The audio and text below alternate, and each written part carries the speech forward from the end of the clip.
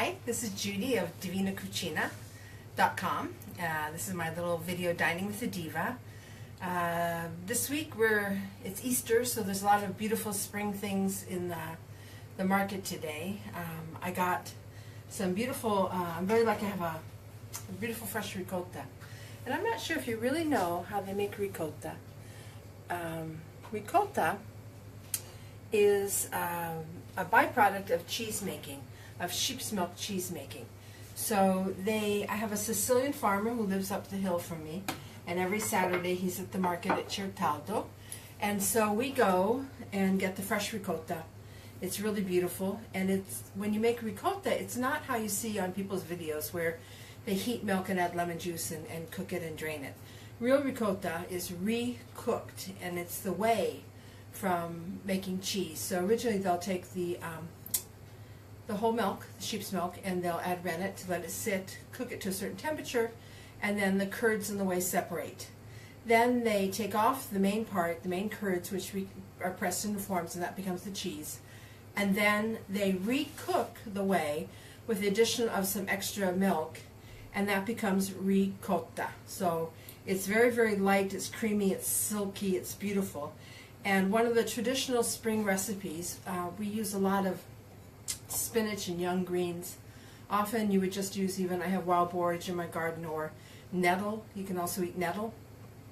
But today I was very lucky. Also at the market we can get pre-cooked greens. So today I got some sweet chard, and it's boiled and then drained. You want to be sure you get all the water out of this. And you can get spinach, chard, bitter, broccoli greens. So I'm going to use the Swiss chard today with the ricotta. And that's a base for a lot of things. We do crepes filled with it, crispetti alla fiorentina. And today I'm just going to make a simple flan. Traditionally for Easter, everything's big, everything's huge, and Italian families could be 30 people for Easter when all the cousins come over and everything. But I'm just going to do something very simple. It's just my husband and I, so we're small. And I'm going to use these small little containers and make a spinach and ricotta flan. Originally there's a thing called the torta pasqualina, and you would do like phyllo dough layers and then the spinach and ricotta filling. Make little indentations in the spinach and ricotta and drop in, crack open eggs and drop them in the top, and then cover it with phyllo again, brush it with butter, and bake that, and then the hard-boiled eggs, the egg hard boils inside this little torta rustica, kind of torta pasqualina. And instead, I like it to be a little, I don't know, make something a little kind of fancier, and I like, instead of quiche-like, is that I'm going to butter, olive oil, and breadcrumb these little tins, do my spinach and ricotta mixture the same way I would do it for inside of a crepe filling or these flans, and then I'm going to cook it with hot water inside of the oven and bake it, and that changes the texture and becomes a lot more silky. So we're going to do that, and it's very simple. So I'd like to thank everyone that joined. Hi, Sandy, and I think I saw Tim, Deb. Hi, how are ya? So I think the Facebook Live has more of my followers, so I'll probably keep doing Facebook Live. But I want to start this because it takes like 20 minutes in the oven, so I'm going to actually do 2 recipes today. So this is the farm fresh ricotta, and this is 600 grams. So I just need the equal amount of my vegetable. And so I had already weighed this, and this is already chopped up. So this is my chard and the ricotta, and I'm just going to mix these together. So spinach and ricotta. Do you know that, we have eggs Florentine and all that sort of stuff? It's always got spinach in it. I've had oysters Florentine, eggs Florentine. But traditionally, a lot of the names of recipes came from the French codifying things, and the Florentines use spinach, chard, like I said, all the greens, kale, of course, everyone knows kale now, in a lot of their cooking. And so the French, when they codified everything, if it had spinach in it, or any of these greens, they would call it Florentine style. And instead, in Florence, if you come and you order something, it's called veal Florentine. It has peas with it. Well, we didn't codify the book, so that just happened. So see, you can just mix this up really nicely. So I was a pastry chef, so I use my scale a lot. It's important to have ratios. So this is just the equal parts of the, should probably turn this light on too, of the spinach and the ricotta mixed together, okay, finely chopped spinach or chard or whatever you have. And I just want to make sure that it's really mixed together smoothly. This is such a simple recipe, it's really easy to make. I suppose if you wanted to make it even silkier, you could puree the greens. And then I'm going to add half a cup of grated Parmesan cheese, and I grated this fresh. That helps bind it together. I'm not using any flour. One of the original recipes was instead of using ricotta cheese, they would have done a bechamel sauce. Hi Emily, how are you? Emily just moved back from Treviso to California with her husband Marco. They're catering now, just in Northern California. Okay, so this is the beginning of this, and then I just need an egg to bind it. This is a nice extra large egg, farm fresh. And already this is going to change the consistency now and make it really, really silky. I don't know if any of you have already my cookbook, but it's Secrets from a Tuscan Kitchen. There's I have several recipes. I have the spinach and ricotta crepes in there, and a lot of these too you can find on my website. I'll publish this on my blog, this flan recipe, because it's not really traditional. So I'm just looking so the egg is totally mixed in there. That's really nice and creamy now. Okay. Hi Jeffrey, how are you? Can you see that? Okay, very simple. And then one of the traditional flavorings, of course, we add a little bit of salt. I always use my sea salt. Salt to taste. I think I was starting to say that originally they would use a bechamel sauce. That was another recipe that the French named. Here it was called cola, which means glue that sticks everything together. I like the ricotta better than using bechamel. I think it's nicer. And then one of our really great flavors is nutmeg. Have you ever seen a whole nutmeg? This is a whole nutmeg. Okay. This is really cute. This is Microplane, who does a lot of great products. This is the top and this is the bottom. It's a grater for the nutmeg. You see how fine that is? You could just use probably a regular microwave, okay? So you just rub it back and forth.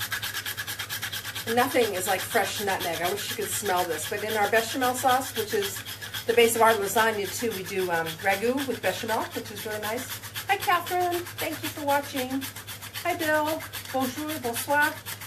So I have a little bit of European dropping in and some America. So then it comes out, oops, I had a little piece of nutmeg in there too. Nice little powder, a little dust, very light, like what you would get in those packages. But when was the last time you used your nutmeg? This fresh is so, so good. I love this. This is a great tool. One of my favorites. Put the nutmeg back in there. So it holds the nutmeg in the top. And then the grater's on the bottom. Put this back over here. Mix this in. We rarely use pepper here. We use salt, we use chili pepper, and we use spices like nutmeg. So that's done. Now I'm simply going to grease and then breadcrumb these little containers. You could do this in a big, like a big pan. You don't have to do it individually, but I think it's prettier and kind of fancier when you serve things individually, unmolded, for the people instead of cutting slices. I think it looks nicer. This is also, I've done this really nicely with cooked pureed zucchini. Was really pretty, and also it's really nice to put this in a nice sauce. And you could just melt Parmesan cheese, finely grated Parmesan cheese with a little butter and cream. That makes a Parmesan cheese cream sauce, which is really nice. So now I'm just going to do some breadcrumbs. Let me do this over the sink so I don't make too much of a mess. And I'm twisting this so they get all the edges. And I'll just pour this into the next one. See? So it has a nice little coating on there. Instead of flour, I think the breadcrumbs are nice. I'm doing this over the sink in case I drop any of them.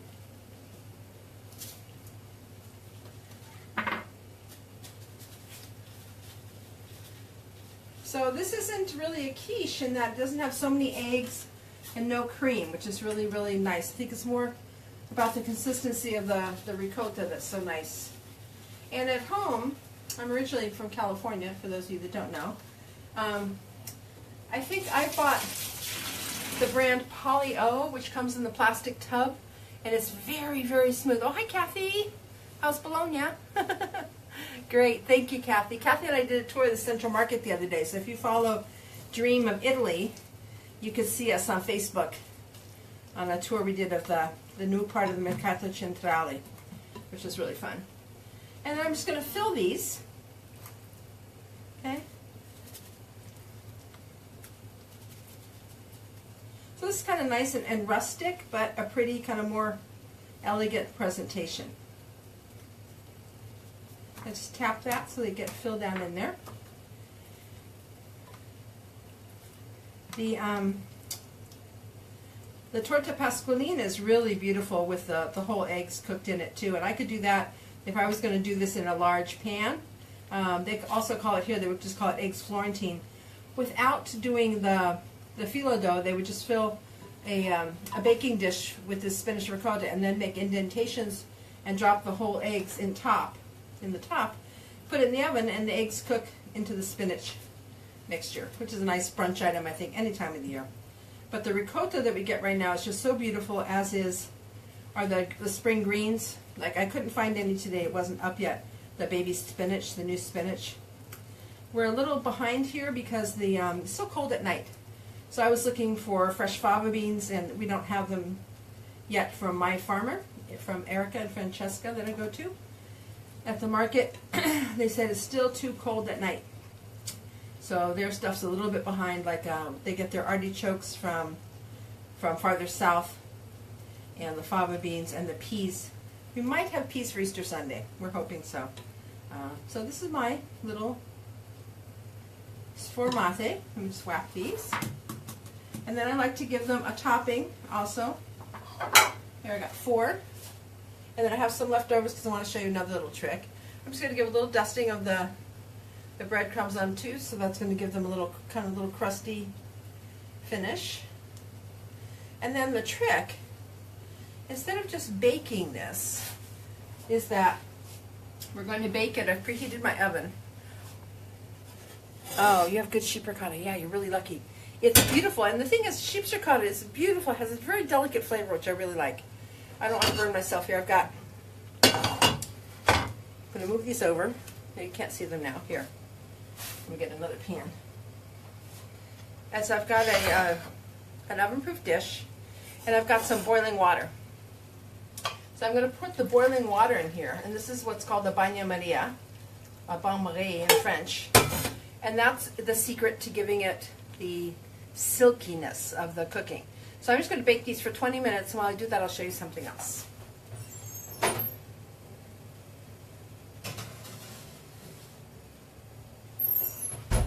Okay, the other thing I wanted to show you is that with this recipe, so what I'm going to do to stretch this little leftovers is add a little more of this ricotta cheese.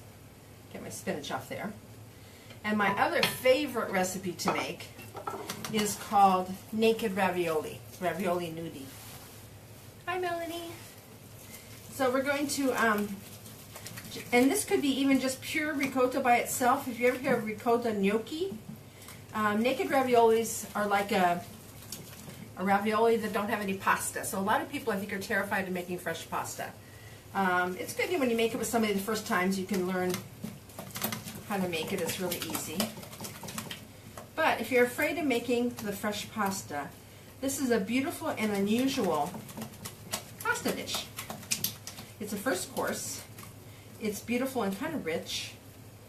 The fresh ricotta.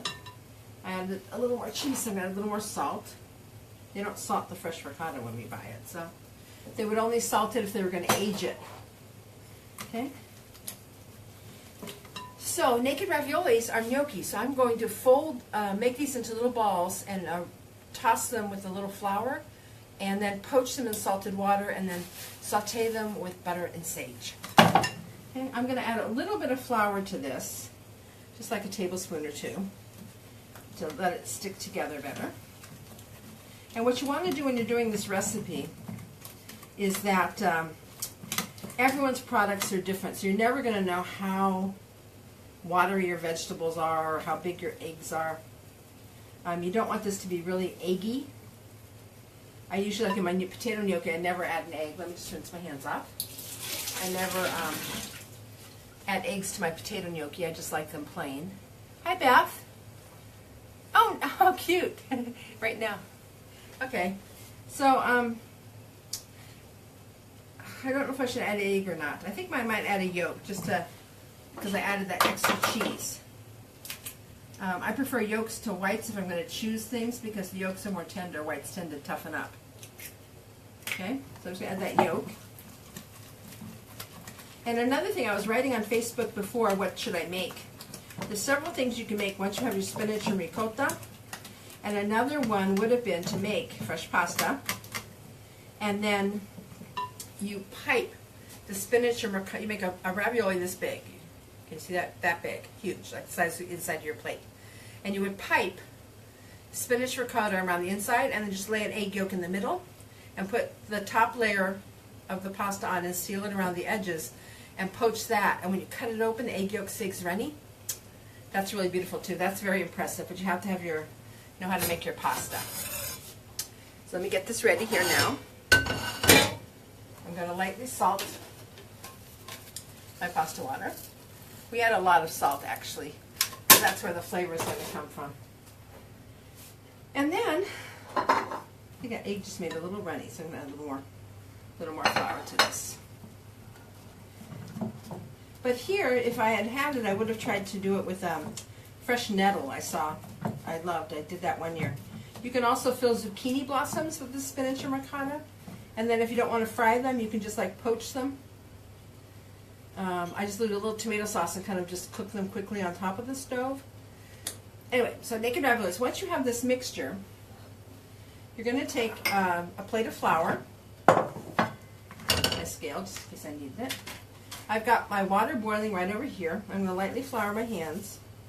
And then I'm going to take a spoonful of this and put it into the flour. And then lightly toss it, and then very softly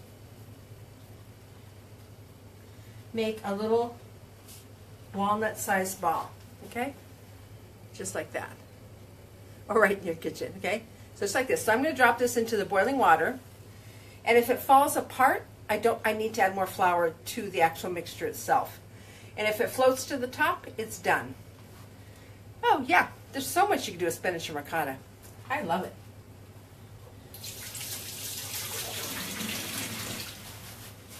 I think Florentines really, they eat so much spinach. So in the meantime, while that's happening, I'm going to take a nice big chunk of butter, and I'm going to heat this, because when the raviolis, the naked raviolis come up, I want to have the sauce ready.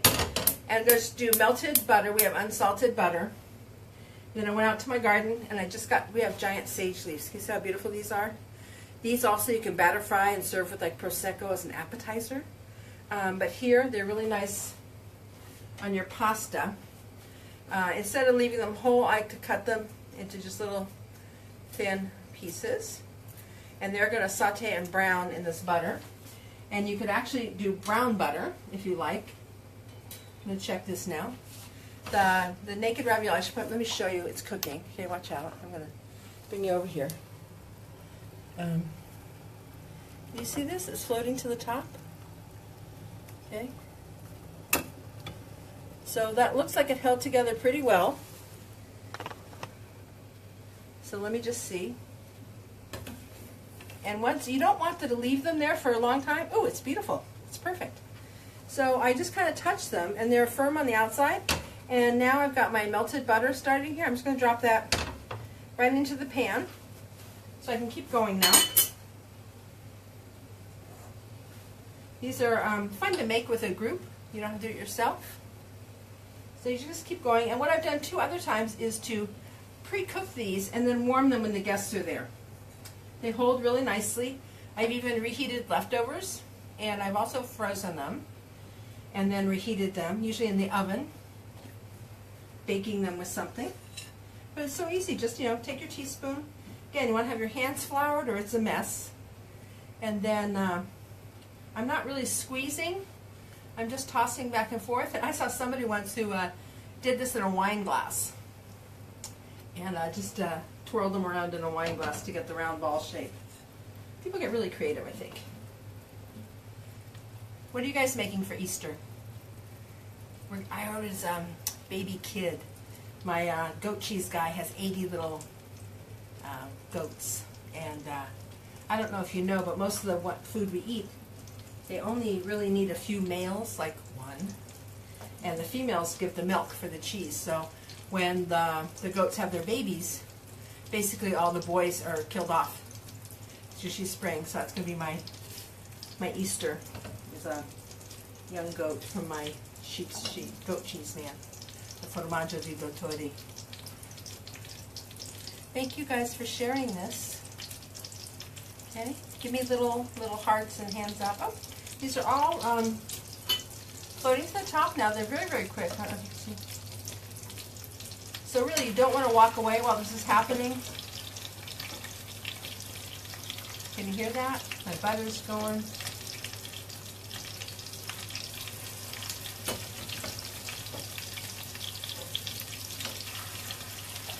And I'm not going to really stir these at all. They're very delicate. So you're just going to warm them in the sauce. Oh, did you guys watch what time I put that in the oven? We're going to have to double check. I forgot to come out of the timer. Kitchen angel. Grazie. So I don't know if I should have given you homework and we could have done this together. Or if you can just make them, and if you do, tag me when you make it and put it on the Facebook page. That would be really fun. Hi, Ed. Female what? Females have a longer life. That's probably true too. But they also give milk. So when you're feeding them, they're kind of expensive. And if you're not going to give milk, then forget it. They're very practical. There you go. These are coming up so quickly. They're so light. I'm just going to swish these around a little bit without touching them. The sage is frying up. Better camera angle now. Okay, thank you. I'm practicing. I have a little tripod there. And my kitchen is so small, I can't really go too farther back. Maybe I need what camera are you using? Actually, hi Ken, how are you? I just bought myself, I don't know how you say it, a Huawei double lens Leica phone that I'm using as a camera. I don't use it as a phone, I don't talk on the phone very much, but I was really happy. I don't know if you've seen my pictures lately on Facebook, but I'm really thrilled. I have a Nikon, and I had a Canon, which I just broke. The lens got jammed. And they were just too big for me to be carrying around for everyday work. So I decided to finally invest in this phone that I'm not using as a phone that has a really beautiful lens. So as these come up, I have to be careful. I just poked one. Hola. Yeah, the pictures, it's a big difference, isn't it? There, I could do like, it looks like wide angle with it, which I really love. Da Mexico, hola, ¿qué tal? I love Mexico. I have friends in Mexico City and in Oaxaca and in San Miguel de Allende. We used to spend all our winters in Mexico. Oh look, that was perfect. It just filled my pan.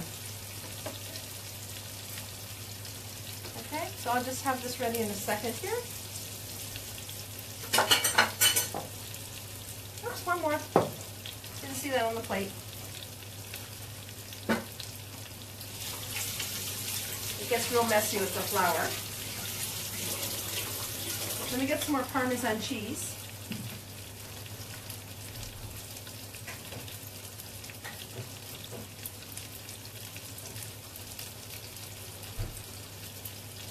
If you watched my video the other day, spring onion prosciutto, oh good, thank you Karen for doing that. Yeah, it's a great recipe, isn't it? I've also, they do it with bacon, but I think the bacon is really thicker and harder to eat. And I think the prosciutto, the really saltiness of the prosciutto is really lovely. And that works really nice with that. I'm going to grate some Parmesan. And if you guys saw my video the other day, we grate from the outside edge, the crust, because that's saltier and harder. And that'll be ready on our dish in just a second. The Parmesan cheese I get is 24 to 30 months old. I'm very, very lucky. Okay, let me have one more coming up here.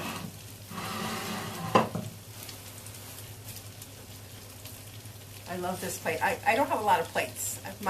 All my ceramics are in the other room, but there's just the two of us, so we just keep 3 or 4 plates here, and I love the colored ones. So, and my husband loves white plates, so he gets the white plates. I have one more naked ravioli coming up. Ciao Beppe, come stai? Come bella la tua bambina? Ciao anche la Chiara, huh? My friend Beppe, who's down in Ricotta, Sicily. He's one of the new hot chefs in Italy. He just came on. Ricotta's down at the bottom side, so if you ever go driving around, they can help you also find like a little B&B to stay in. So, can you see that now? So I'm just warming them in the butter and the sage. And the sage should be hot enough now.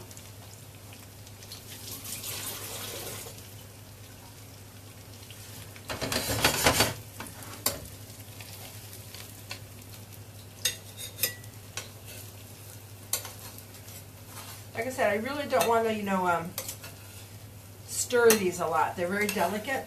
So the little bottom side now is nice and kind of like crispy a little bit, which is beautiful. I'm going to just put these all on here. This would be a ton of a portion. Let me just arrange this a little bit better. No food styling here. This is just reality. But I do want to try to get some of these beautiful sage leaves that will fit the bottom there. Sometimes I like to do the sage on its own on the side and then serve them, pour the butter and the sage on top at the end. The sage is really the best part. Just last month I was with Jeffrey in Chicago, and we did a beautiful, no, I was with Michael in Miami. I was traveling and teaching, and we did the spinach and ricotta gnudi, and we did them in a Parmesan cheese shell. The video's backwards. Yeah. When I use this and you do Facebook Live, all the writing comes backwards. The kitchen's the kitchen, and that's there. But when I tried using Periscope, and Periscope using the same camera and the same, making the screen switch, this came out where I could read it. So Facebook does that. So here's the beautiful spring pasta, naked raviolis. You see let me just make sure, the fried sage leaves and the Parmesan cheese. It's really, really a beautiful recipe. And that's on in my cookbook, and I have an ebook, and I have my cookbook, which is mailed from California. But I'll put this on, put the link for this under the Facebook. It's very, very simple. Has anybody been watching how long it's been for my my sformata? Let me check right now. Oh, and the other thing I was going to do for garnish, I have borage blossoms. So I was going to use borage leaves to make this, which is a wild green, which is edible. And look how pretty these are. I'll take a picture later and put this on the Facebook page so you can see it. But wild borage right now is in season. It's really beautiful, and the leaves even you can eat. And to me, they kind of taste a little bit like cucumbers. The flowers are this beautiful electric blue, and we planted them so we could have a lot of bees. Can you see that on there? Let me see. Isn't that pretty? Very spring and Eastery. Hi from New York. Isn't that nice? Okay, let me check now on our sformata. I'm not sure if it was in there long enough, but we'll see.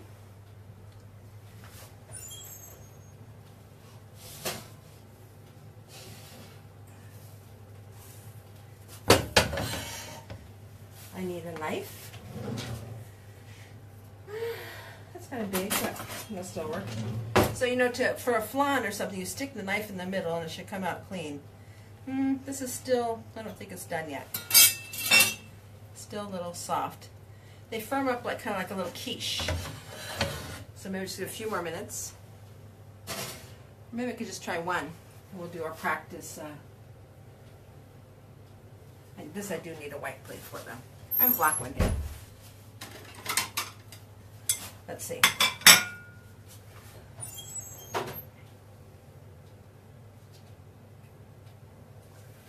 So I'm going to take this out.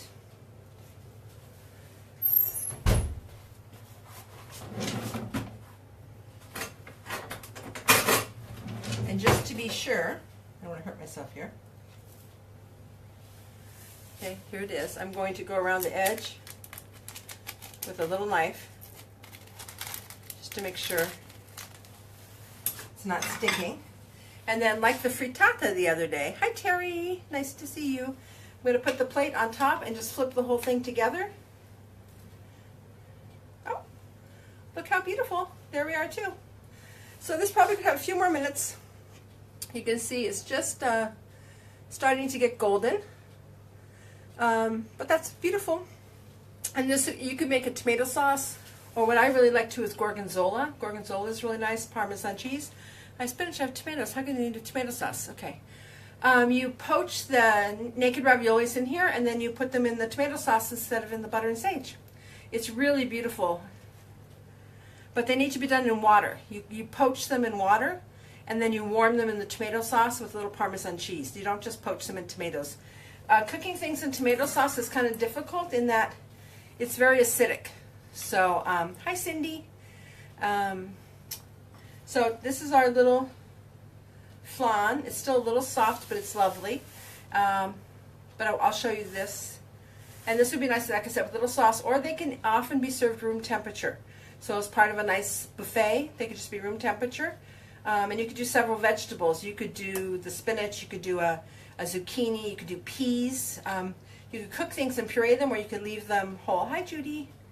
I like them a little more rustic, so I left my chard just like chopped, which is nice. A little lower. Yeah, I know, it's really hard. I'm trying to figure out where the camera should go. Because if I stand over here, then I could put it lower and see the counter. The other day I did it lengthwise, but then it comes out where the screen is chopped up. So we're still trying to figure this all out. But, so I just hold things up when I see it. Yeah, maybe, but then it'd be too close, Terry. Angle the camera a little lower if you can show the counter at waist level. Yeah, I've been practicing. This is only my third video. Eventually I'll get it down, and then I'll go public with them, okay? So, I hope you enjoyed this. I'll put the recipes up for our spinach and ricotta flan and for our naked raviolis. Thanks, Melanie. And have a nice Easter. I'll probably be doing some more recipes. I think I already did, you'll see them linked. There's artichokes. Oh, my kitchen and the tools. You want to see everything I have? I have a very essential kitchen. This is, okay, Bill, you know this. I got this from my friend Kate in Gascony. This is an Italian toaster, a tostapane. So we have gas burners, and as I have a very tiny kitchen, so there's no counter space for anything. So this goes on my burner, and you put your bread, or we would do polenta, and flip it, and that toasts my bread. What else do I have? I make my pasta by hand, so I had pie crust, just a tiny rolling pin. I don't really have a lot of stuff. This is, let me show you, that's my dishwasher, dish dryer, right back here. My husband made me this. It hangs, and then the water just drops down. This is empty underneath. So this is what people used to have here, and often in kitchens today there'll be cabinets here, but they'll still have this in wire, and that's how the dishes dry. Un abbraccio da Norvegia, grazie mille. And then this is where I keep my pots and pans. It's again how people used to do them in their old houses, because we don't really have a lot of shelves. So those are my pots and pans.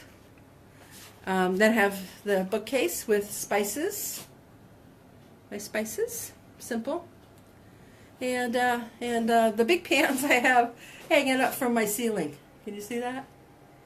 I have a sausage, that's a sausage holder up there. This one, those hooks with my pans. That's an old sausage holder. Got those at the flea markets. Love the toaster, yeah. Well, I get them in, that one was from France, but also there's, you can get them in Tuscany. They're a little bit different. They're not so much wire, they're more metal. All the weekly markets have it. And now the tour, yeah. Yay, Terry. Oh, that was a good idea. Maybe people care about all that. Oh, this, and then I go to flea markets all the time. This is for my big salt. I love these things. It's got a glass container on the inside. And this is where I have my big sea salt, which I use for seasoning the pasta or roasting potatoes and things. And then I have fine sea salt. We don't use a lot. Olive oil, and we use chili pepper instead of black pepper. So I have very little black pepper in my house. Are you writing another cookbook? I'm thinking about doing my cookbook with photographs and stories to make it like a real book, because I've been here 32 years now. But my next project before I do that might actually be, I've done an app on Chianti called Taste Chianti, and that's available free on my website. And I'm thinking about doing a book, a companion book to the app, to show people the beauty. It's like to remember when you go back home, with recipes from my friends. So, you know, if you know me, I worked with Dario Cecchini, the famous butcher in Panzano and Chianti, for 2 years. It was a long time ago, like 1998 to the year 2000. Ciao, Bill. Have fun. Yeah, dinner time. We're going to eat probably at 8 o'clock. Thanks for stopping by. Merci beaucoup. And so I worked with Dario, and I've taught cooking, and I've done. Ciao, Angela. Thanks. There's I put several on there. I'm putting them onto my YouTube channel. So after at Facebook, I'll link to where you can go see more videos. I have a lot of little teeny ones I've been doing, but these are the first longer videos. Okay. So the tour book, I've done Chianti tours probably since 1997, and I've done market tours. I started teaching cooking in 1988 in Florence and had a space down there for 20 years. And then I moved out here I live in Certaldo, which is 14 kilometers, about 7 miles from San Gimignano. So San Gimignano is very close to me, and it's my village is between Florence and Siena. So I know a lot of people out here, artisan butcher, bakers, candlestick makers, artists. And so my app is not just where to eat, because I kind of feel like Chianti is a treasure hunt. And if I'm going to go somewhere for a great meal, ciao Marco, my friend Marco, who has a Swedish restaurant in Milano, is just stopped in. And it's a treasure hunt. And so I always think of when you go somewhere to have a great lunch. Around here, everything takes you an hour to get there. It's probably a 2 to 3 hour lunch, and then an hour to get back home. You should do as much as possible in that region and not try to drive all over the place. So my app is things: eat, drink, shop, and stay. So it has a list of obviously places to eat and drink, but also local artisans. There might be jewelers, painters, and then, oh, hi Joel, ciao, thank you so much. There's some like other things like gardens. We have a couple of really beautiful sculpture gardens you could visit. There's the American War Cemetery, which I think is fascinating. Things you just shouldn't miss. So it's kind of like a tour book, but it's both Android and for your Apple. I'm going to go check the rest of my little souffles again, my flans. Yeah, okay. Yeah, that was great. Just an extra couple minutes was probably perfect. Now I'm just going to leave those in the water and let them kind of finish steaming. Okay. Some people actually like to cover these with foil. You could do that too. I like when you get a little crust on the top. And we'll have those just cold tonight. I'll take a picture. I'll make a little Parmesan cheese sauce to have with it and show you the finished product. Okay? Well, thank you all for stopping by. I really appreciate all your comments. And if you have any ideas what you want to see next, you can look through my blog on the website. And ciao Andrea, my husband just stopped by. Isn't that funny? He's upstairs on the computer. And vuoi mangiare Andrea, tutto pronto? He can come down and eat now because everything's ready. And so let me know what you'd like to see. And probably not for Easter because we're going to all be busy cooking, but this is something that's just a nice spring dish. I'll be tagging a lot of, ciao Cindy, I'll be tagging a lot of the recipes that I would do for Easter. We have a beautiful stew with asparagus, artichoke, peas, and fava beans.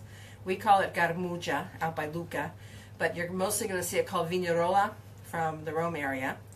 It's a beautiful stew. Artichokes, of course, have tons of artichoke recipes online. And we have everything from tiny baby artichokes, little tiny ones like that, to these huge big artichokes, which are really great. Stewed, fried. I did the frittata the other day that had the artichokes in there. Pasta sauces, of course. Ciao, Judy. Thank you. Somebody was telling me about doing a carbonara with vegetables. It's really not a carbonara. It has to have the guanciale, which is the pork cheek, as opposed to the pancetta, which is from the belly. And I was thinking of showing you, we do a thing called fricassea, which is really beautiful. Traditionally on chicken or rabbit stew to finish it off with, but I really like it on vegetables, so like on artichokes, stewed artichokes. And it's like a carbonara in that it's raw eggs whipped, and then you add lemon juice to them. And when you put it with the heat, it thickens and becomes a beautiful sauce on vegetables. So it reminds me a little bit of like hollandaise sauce almost. So the Greeks also do a avgolemono sauce. It's so great to see how recipes change in the different regions they go to. So also I wanted to tell you, when I teach you how to cook, I'm teaching you how I cook for my husband. He's Florentine, so Italian Americans do things a little bit differently. They're from different regions. Most of them came from Rome or from Sicily. And then when they got to America, things changed a lot. So I'm kind of really traditional, because you could do your own variations afterwards, but I think someone needs to show just the plain, simple, unadulterated recipes without getting fancy. Okay? Thank you again, and stop by my site, divinacucina.com. Ciao. Happy Easter.